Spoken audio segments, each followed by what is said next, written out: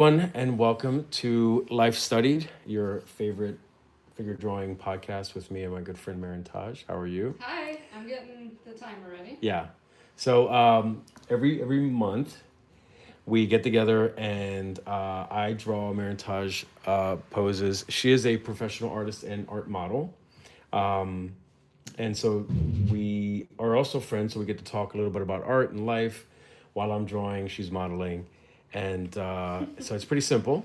And we are here at Curio in downtown Lancaster, PA, who helps host us for the show. I will put a link to their website in the description. It's a great art show, or rather, there's a great art show up at the moment because they're a gallery space and art supply store. Yes. The current show is all these pieces. Everybody they sold these circular canvases, Yeah.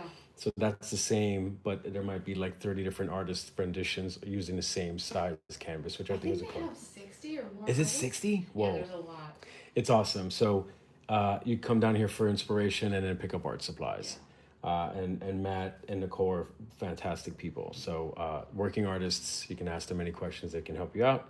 And then also the folks at Blackwing, which give us cool pencils. Have you tried out the new set? I love them. I Awesome. think they're my favorite. Yeah. Awesome. Yeah. Okay. So we're both big Blackwing fans, and they're nice enough to send us cool stuff to draw with. So anyway, let's get started. Because one of the complaints about the show is that I talk too much in the beginning and not drawing enough. I do notice your point if you want to show everybody. Actually, that's a That's great. my kind of point. That's how I do my points. And we've had a little fun quibble about it in the past. Yeah. I use a blade and like have Yep. really rough Where, points. where's and mine? You like to have finely. And this is inspired by you. So I use it. Oh, good. Yeah. So I'm using a box cutter, Yeah. sharp box cutter, and so normally what I would do is sandpaper this thing till it came to like a needle point. Very smooth. Mairintage is you tend to use kind of a chisel tip, Yeah. sharpened point, which is awesome. And I'm always in awe of like how you don't really use line, you build up the forms using tone. Yeah. So yeah, that's definitely inspired by you. I just didn't say anything. I was hoping you wouldn't notice and I would just do it. Well, But I like the multifaceted. yeah, I don't know if it's picking up on camera. I sort of did like a box. Yeah. So it has a squared off tip. So I can do a big broad tonal. I was gonna say line, but Sway. yeah, kind of a brush stroke with a pencil of Yeah. tone, or I could use it and do a more fine line. So it is very versatile. I just don't allow myself to do it as much as I should. So Oh, I'm glad you yeah, did it. yes, ma'am. All right. So this week I'm going to talk a little bit about something that came up in my figure drawing class. So we've been talking a lot about proportions, and I think there's some confusion with the students whether proportions means how one part of the body measures up to a different part. And in this case, this wasn't just for figure drawing. It was to talk about drawing anything, frankly. Oh, how long are we? We'll do 5 minutes. Oh, okay, right So on. hopefully you have some good time. Yeah. So I've been going over the idea of measuring the width of something and comparing it to the height of something. And that's pretty straightforward, but it's been a little bit of a challenge for some of the students. So the idea is that the proportions of a thing are just the height versus the width. And so this sort of bounding box that I built here is me trying to think about what the width of in this case, Mairintage is versus what it is in terms of height. And now, if I were to be doing this kind of strictly, I would have measured the width of the widest, most pointed figure. In this case, it is her hand over here on a chair, and then on the far side, her forearm on so left forearm, right hand. We don't have a ton of time, but normally what you would do is measure this and then compare it to the height and say, it's 2.25 as tall as it is wide, if that makes any sense. So throughout today's drawings, I'll try to do that. And if you see me starting with a box, that's why. Well, and I think maybe sometimes the students are confused because when you say measure the width of the figure, they might in their heads go, okay, well, how wide are the hips? Or how Gotcha. wide are the shoulders? But what you're really for this particular easy technique, you're saying how wide is the full pose?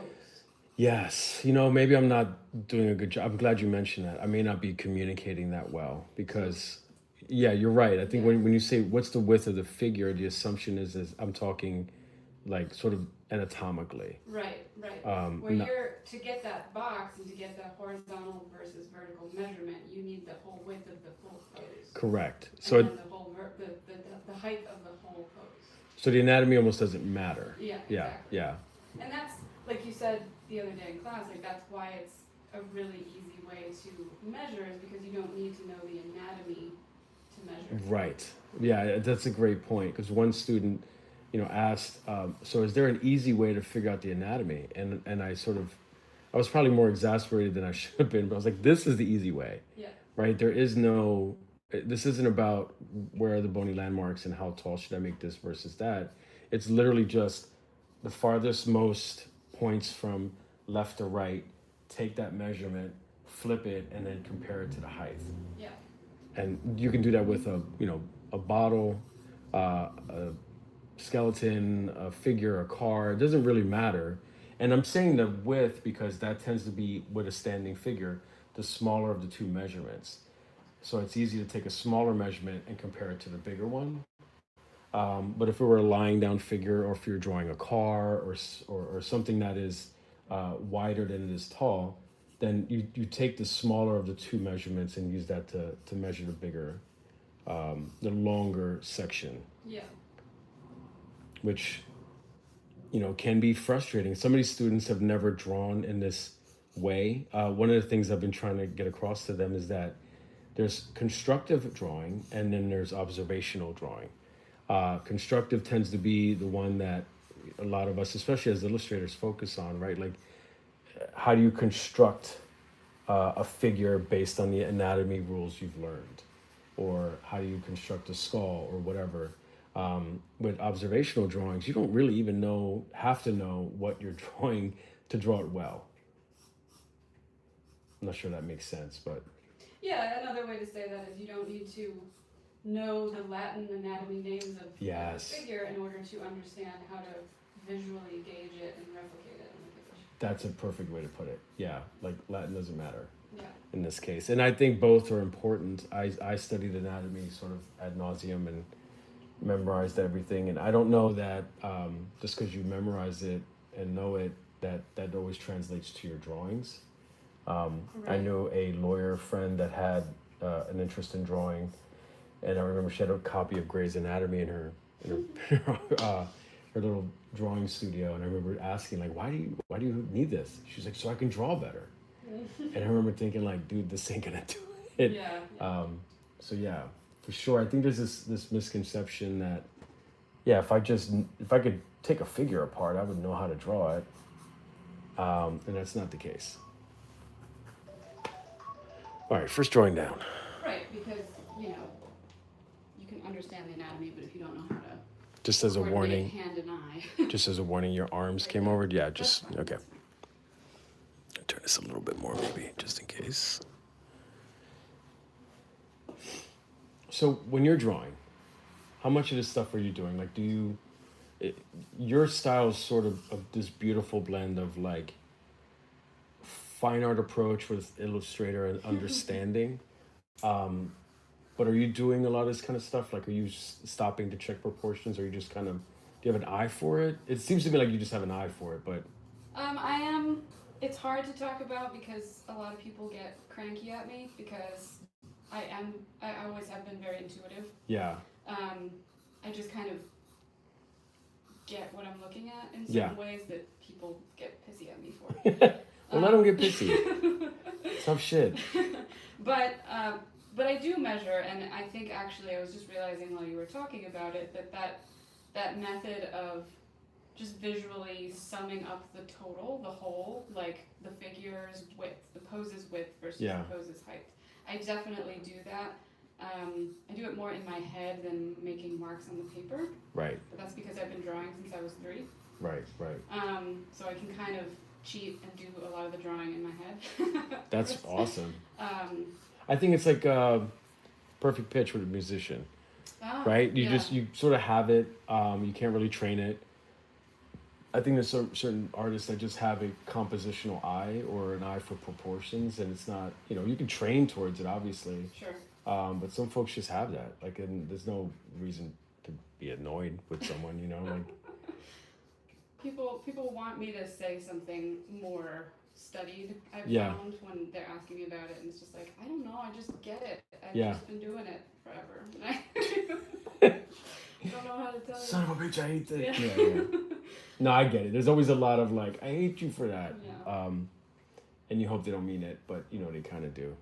And then I, like we said before, I do build from just, and I say it over and over again in the talk throughs that I do on my Patreon, is just I start from the largest shapes and I whittle down. Right. So that is a form of like, I get the width and the height of the largest shapes, and then I measure by refining the width and the height of all of the shapes. Whoopsie. Did you I just break broke it? my Oh, pencil. no. It's okay. I can keep going. I think that's a really great point because we were always trained to draw from the middle to figure out up Yeah. and down, Yeah. which is another way of saying just start from the big masses of the figure and build up and out. Exactly. Exactly. But it's easier to compare things once you have one thing that you feel like you have locked it down, right? So it's easier to notice proportional mistakes if like the torso, I noticed with this drawing, I probably elongated this bottom section of the figure versus there's sort of a section right here that's too much, too long, and I would have noticed it if I had started at the top and just worked my way down. Exactly. So Right. And that's kind of how I whittle away with my work too. Is just, if you get, and you mentioned that I'm not really using line, at least initially. right, I'm just kind of putting down tone. But if I'm putting down a swathe of graphite, I'm aware of the width of that swathe of graphite. Gotcha. And that's kind of a measurement for me. oh, that makes sense. And then if I have that chunk of graphite on the page, and then I have another for the head, and I can kind of look at it and be like, are these, just this information alone, is this proportional or not? Wow. Like, is this in the right direction? Doesn't have to be exact. I'm not sitting there erasing and getting getting a blob of graphite perfect. Yeah, I mean, anybody that's watched your Patreon videos, it's not fussy. It's not you noodling and erasing and correcting, and you just sort of, I don't want to say winging it because I know it's an informed approach, but it does give that impression. You're just like, I'm gonna just block this in and keep moving to. We used to say pushing paint, but you're not painting. Right. But you're pushing graphite around until something makes sense. Yeah. And there is that, you whittle away, you lift out with the eraser a bit, you make some darker smudges, but you don't have to be precise with width and height, refining smaller and smaller as you go, because you're going to use whatever sort of fallout is on the page as you go. Like, you're going to refine that and use that for the drawing, so you don't have to be fiddly. Now, if you're a beginning drawer, I'm saying drawer just because I'm being an idiot. Beginning drafts person. Sorry, when we were kids, we always said drawers. Anyway. Yeah. But if you're a beginner, that is horrible advice. Like, don't do what Mairin-Taj is saying. It will drive you nuts. There's a reason why people hate her for it.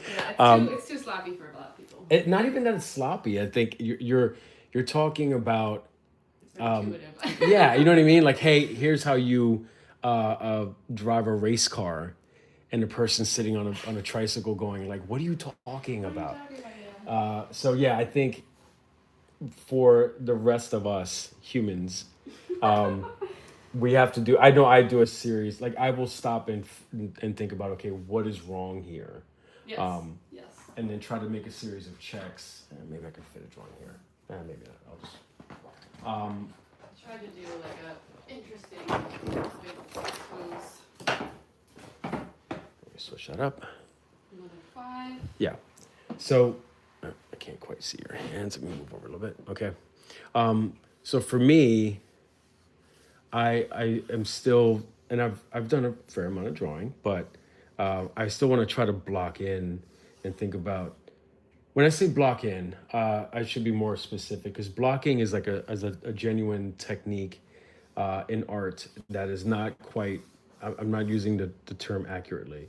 I'm doing more of a, like, if I were doing this correctly and Mairin-Taj were a little farther away, I'd have some sort of a measuring device and I'd be holding it up to her, looking for the widest point versus the highest point, and then translating that here. And it doesn't have to be one to one, right? Because your unit is, let's say when you're taking a measurement, it's this big.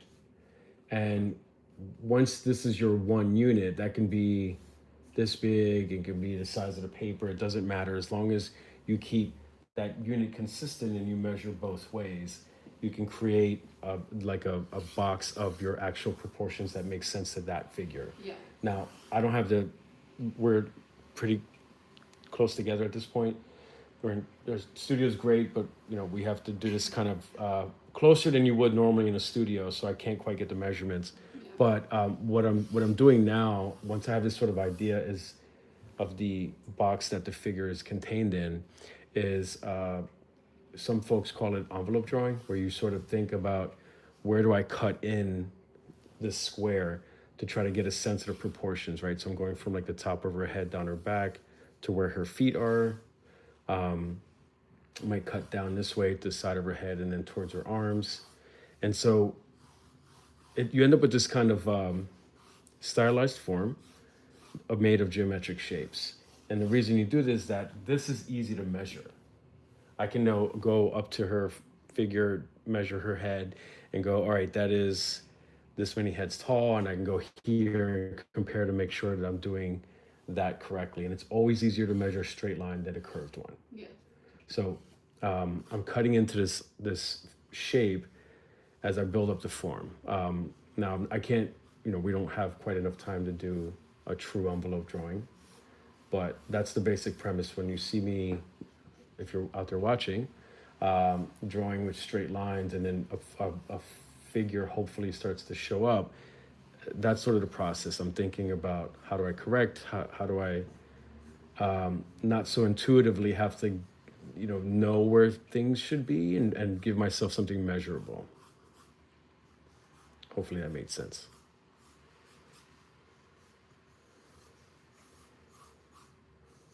Because Mairin-Taj's level of drawing is awesome, but that's hard to teach. The idea is that you've done this kind of drawing, or if you put in enough miles, that this step becomes intuitive, and then you're able to maybe sort of skip it. Yeah, and that's part of my,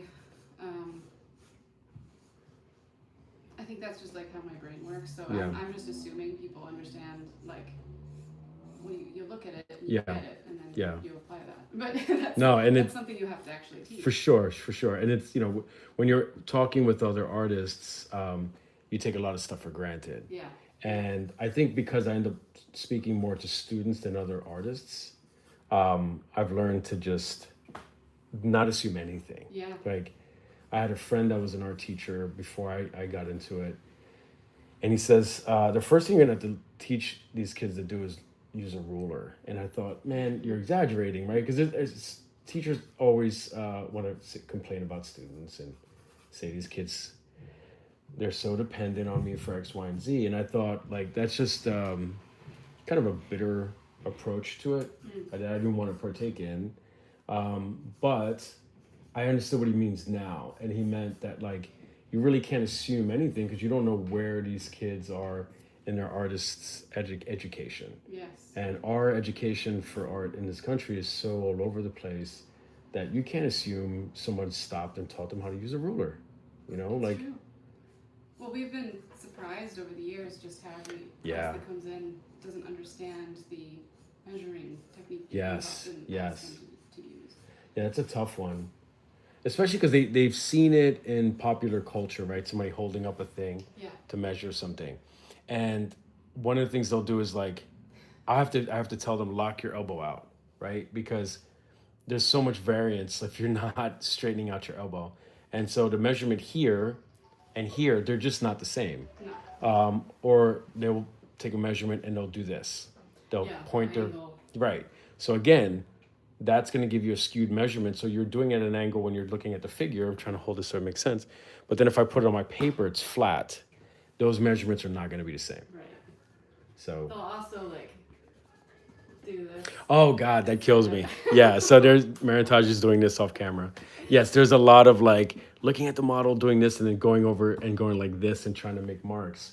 And again, that's gonna move, right? So the idea, the more accurate way, and I'm gonna do it with a pencil. In class, I hand out skewers because that's the easiest, cheapest thing I can give them. That's a straight line.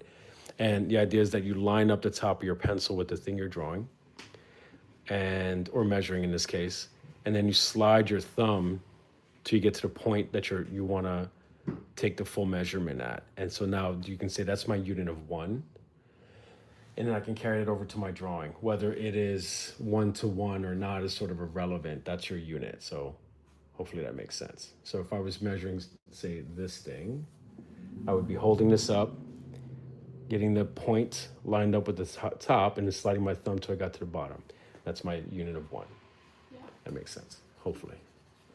All right, sorry. But these are the simple things that a lot of people, they'll see that, but they don't really understand, like, oh, it's the point of the pencil. Yes. It's the top, and this is how I have to move my thumb or Correct, whatever. correct. Yeah, that took me a while to realize. Like, I would tell them, just use your stick to measure, and it occurred to me they weren't at all understanding what I meant by, like you said, using the tip of it. Yeah. I would see them holding it up and then trying to grab another pencil and try to make marks on the stick, and that's on me. Like, I can't judge them for not knowing how to draw in a way that no one's ever even remotely introduced to them. Yes, right. So yeah. I guess the point of this thing is when we're talking about proportions is if you're out there and you're trying to figure this out, like maybe give yourself some time to figure out how it is you measure a thing before you maybe get out in front of a figure. Just practice measuring, say, a bottle. Nail down the proportions. You don't even need to draw the bottle. We're just talking like measure it, make a mark on, say, decide this is my unit of one in advance. That's going to be the width of the bottle. Measure my bottle, and then say the bottle's two of that unit, right? So 2 to 1 ratio. Just practice doing that, and that will carry over to figure drawing pretty quickly. Yeah, and just your practicing of that will help you to look at the world that way. Correct. Because as I've mentioned this on the show before, but when I was in Waldorf school, a young kid, and one of my favorite teachers said, so much of being an artist is learning how to see. Yes. And just observing stuff.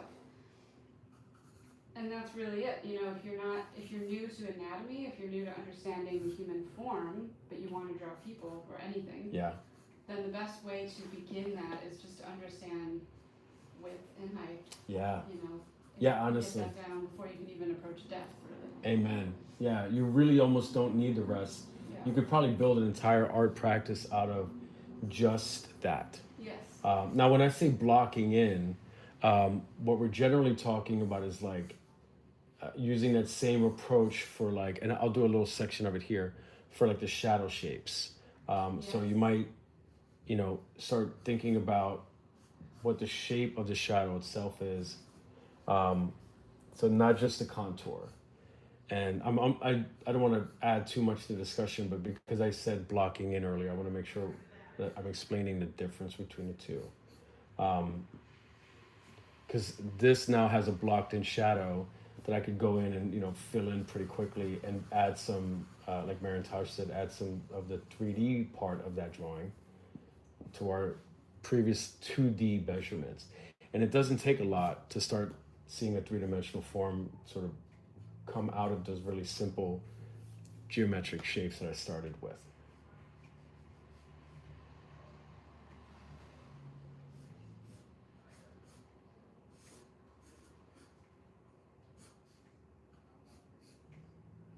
And what's also easy about practicing just this when you're trying to draw something is the ease of giving yourself grace as you do it. Like the precise width and the precise height.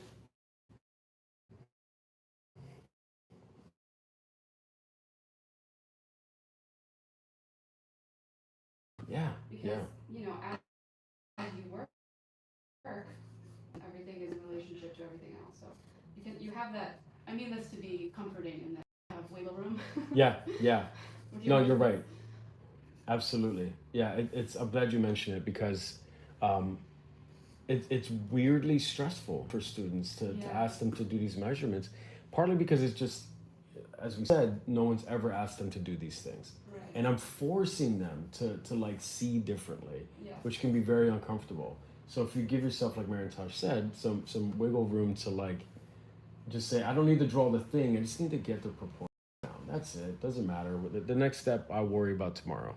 Right? It's like the word proportion is just inherently terrifying. Yeah. And they're like, oh, we're studying proportions. Oh, and they seize up. Yes. But it's like all you're doing is with wiggle room built into it. You're just general width of this, Yes. general height of this, and then back and forth and back and forth. And I always fool myself into thinking that it will be like relaxing to them. I don't know why. Like I always tell. Yeah, I think that's what I'm thinking too. Yeah, I always figure, well, they'll realize that yes, this is a bunch of complicated stuff. But it's just this. It's just this and this, right? Just this, just height, width. And I start out with the bark plates, so if you're not familiar, the bark plates are like these pre-drawn um, illustrations that allow us to like teach students to copy using a two-dimensional form, right? Like it's not, there's no 3D involved at all. And then we go from that to still lives, and they're drawing real simple still lives, like just boxes usually. Because all I'm doing is like drilling into them that you're just gonna get into the habit of measuring. Just it doesn't matter what you're drawing, you measure this right, and it'll happen. It's not much different than like a connect the dots thing. And they don't take it quite seriously enough in the beginning. Probably because it's a boring subject. Yeah, exactly. And I get that. But I'm trying to get them sort of baby steps because, like you said, you get to the figure, and I say, all right, we're gonna talk this proportions stuff, and they start to freak out. Yeah. But I have to like remind them, you've already done this exercise. You just did it with a box Right. or a bottle. Now you're doing it with a figure, but the exercise is exactly the same. And I've been naive in thinking that, well, I've sort of walked them most of the way with simple forms. They should be okay. And then, like you said, they sort of seize up. Yeah. It's like the figure is exponentially more interesting than a box. Right. And so they can't see the forest for all the trees. They're like, oh, I gotta get this right. Oh shit. Right. There's so much at stake with a figure. Correct. And they're young, they're trying to prove their capacity to draw something cool looking. Yeah. And that, the forest in this metaphor is, I'm learning how to measure. Right. The point of this is to measure. Yeah, and I had a professor that said to me once, because I said like, we were doing some contour exercises, and I was like, couldn't I just do this with trees? Like, why don't we have to do this here with the figure? And he says, yeah, but who would know if you got it right? Mm-hmm. And I think that's to your point, right? Like when it's a box, no one knows if those boxes are drawn correctly, as long as it looks about right. Yeah, it could be any box that got kicked down the hall. Yeah. But now there's all this pressure of like, am I drawing it right or not? And that sucks. I wish there was a way to like get them out of that mental state, but yeah. I mean, once I figure out how to get out of it myself, I guess I can teach them.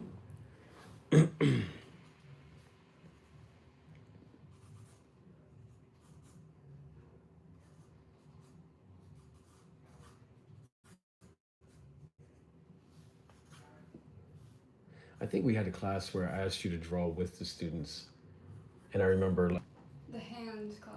was it just the hands? I thought it was more than that. I don't remember, but I remember you drawing, and like you started to gather this crowd around you, and they were all looking like, what is happening? Because your approach where it's just kind of like, it just looks like masses of gray until something starts to appear like a Polaroid. And I realized like I probably shouldn't have done that to them.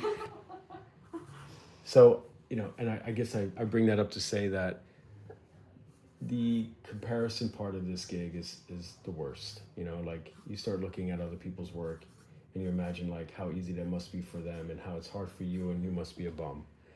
Um, which is not fair to you and it's certainly not fair to the person who's like struggled, in this case you, to get to where you can draw this intuitive way. Um, you know what I mean? And it acts as if like, ah, you're just born with it. Uh, Everyone's journey is their own. yeah. Yeah. And we all, I mean, we all draw ultimately in our own quirky little ways, so. Yeah.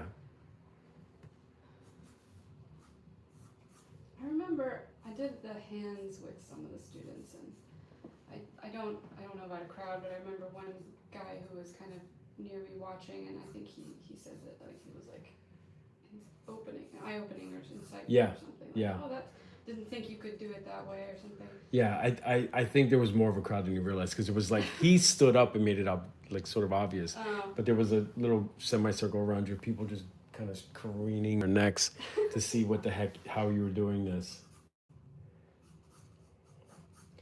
And I never know if that's instructive. You know, it's one of the reasons why I debate whether me doing demos is helpful. I think it's fulfilling. I don't know if it's helpful. Right? Seeing how it's done in the moment like feels good for the student, but then when they go to drawing, I always assess it like what happens after I stop drawing. And when they go to draw, I end up having to just repeat what I did in the demo to them individually. Okay. Because they never really got it. Oh, I should start drawing. Sorry. Yeah, Oh, I thought that was the post. I can post there though. You should tell. All right, there work. Okay. So yeah, that's why I'm not. I don't know. I'm not so sure about demos, but especially with something like that I think is fairly straightforward, like drawing the proportions of something, but ends up being a little complicated for them because they have to measure things, which feels foreign. I think they think that just you learn a set of rules and then the drawings just sort of appear and that measuring feels like an odd, outdated way of doing things. Like it's counterproductive. Yeah, yeah. You know, it's a little like, why do I have to do this when I think of kids with math. Like, why do I have to do this? I you just use a calculator or something. Yeah. Yeah. When they're unaware that they don't quite have the practice of measuring built into their process, so they're not the drawings that they make are not benefiting from it. Right. And what they're seeing in someone else who's more advanced or skilled is the work they put into know how to do that, even if it's just mental. Yeah. You know, and they just want to be able to do it without having to do the work. Yeah. Really. Yeah. Well, and everybody wants to be good right out the gate. Oh yeah. And we've mythologized. Oh my God. I think you said it right the first time. Mythologize the art making process. Everybody's some quiet genius that just woke up and could paint or draw or compose or whatever. Yeah. And that was always less impressive to me than a person who just studied. You know, like maybe I'm a nerd. I like the idea of Practice. yeah.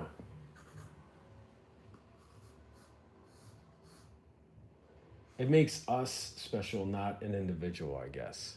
Right? It makes people interesting to me that we can, go from cavemen to people who can come up with a drawing system versus an individual genius that everybody looks up to. Yes.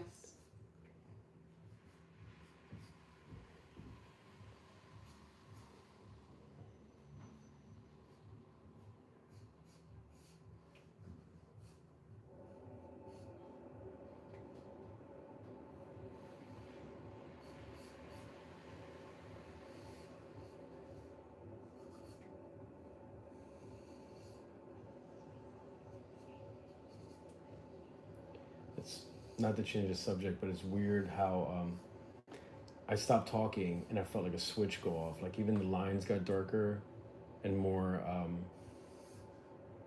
like less unsure. Oh really? I didn't do anything different. I just noticed the drawing change. Like I'm looking at this hand. I'll have to show you later. versus this whole side of the figure. Like this knee, it's 3 lines, and I'm like, yep, perfect knee. I don't need to mess with it again. Versus the hand that I was getting fussy with as we were talking. There's something really meditative about Yes. when you're able to just be in it. Yeah, yeah. I have said that to many people who have thought I was being funny about it, but I've always said I haven't had to meditate because I draw so much. And you often, now we're definitely way off topic, but like I was drawing something last night, and I stopped myself because one of my daughters, whoa, sorry folks, we're in the studio, so you're gonna hear noises. And I was like, oh, that's right, she's leaving tomorrow. I want to go hang out with her before she leaves. And it occurred to me that like I could look at the drawing, and I was like, I don't remember doing any of that. Wow. Like I wasn't there, and that happens all the time to me, because I'm alone in the studio and not thinking, I'm just drawing. And for like a brief moment, I did it here, and I could see a huge difference between that and that side for you folks that are watching at home. Not to make it mystical or anything, but.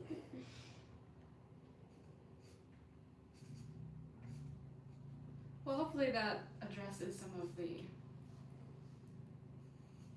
measuring proportional beginning phases. Yeah, yeah, and like you and I had a discussion before with our friends Matt and Nicole before the show, and we talked about the process versus finished works, right? Like we do all this practice so that we can get good enough to execute something, and for me, it's you do all this practice so that you can get to a point where it feels like effortless, and so going back to your work, like you don't have to measure all the proportions because it's just there, and it's there from just a repetitive exercise of checking and doing, so It's there from doing, yeah. that's it. All right, so we'll call it there. Thank you for everybody who is a patron and supports the show. Thank you for everybody who's just watching passively. Hopefully we can talk you guys into joining one of our Patreons or both. Mairin-Taj, they can find you on Patreon, which I'll link in the description, but your Instagram is Studio_Mayor. so, and I'm everywhere, whatever, just look me up. Thank you to the folks at Curio, absolutely wonderful people. Thank you to the folks at Blackwing, and we'll see you guys next month. Bye.